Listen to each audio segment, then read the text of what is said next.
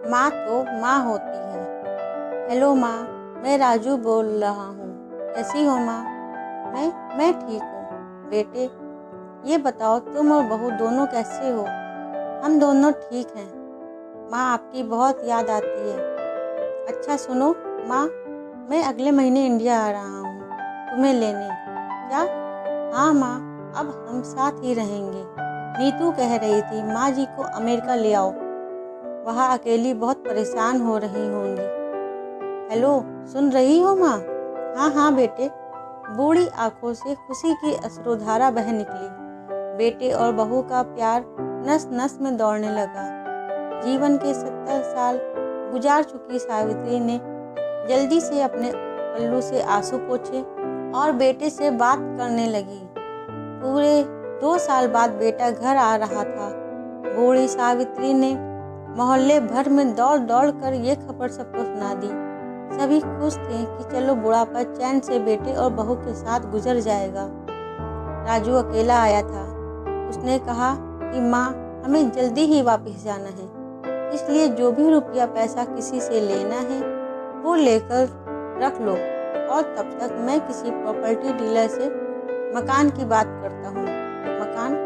माँ ने पूछा। हाँ माँ, अब ये मकान बेचना पड़ेगा, वरना कौन इसकी देखभाल करेगा? हम सब तो अमेरिका में ही रहेंगे।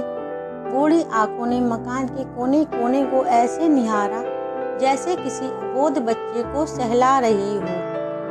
आनन फानन और औने पौने दाम में राजू ने मकान बेच दिया।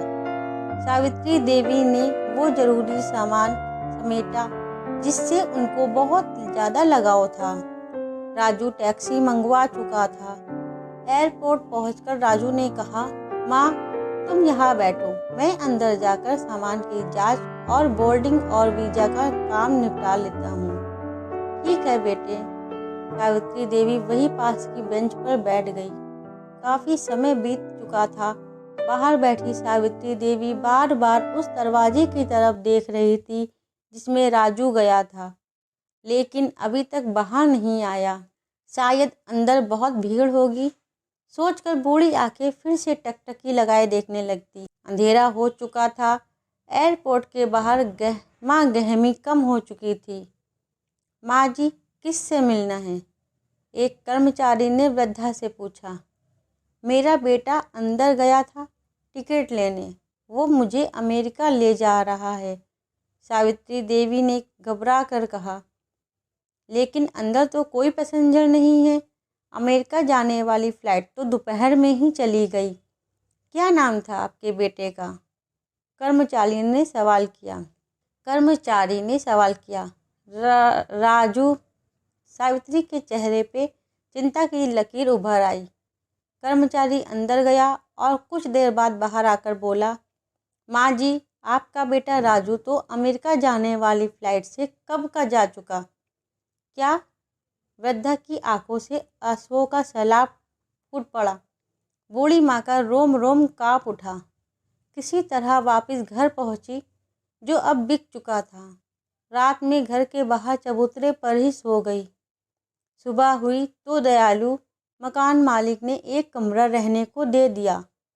पति की पेंशन से घर का किराया और खाने का काम चलने लगा। समय गुजरने लगा। एक दिन मकान मालिक ने वृद्धा से पूछा, माँ जी, क्यों नहीं आप अपने किसी रिश्तेदार के यहाँ चली जाएं? अब आपकी उम्र भी बहुत हो गई है, अकेली कब तक रह पाएंगी? हाँ, चली तो जाऊँ, लेकिन कल को मेरा बेटा आया तो यहाँ फिर कौन उसका ख्याल रखेगा? आंखों से आंसू बहने लग गए दोस्तों। बस इसीलिए माँ तो माँ होती है। Thank you.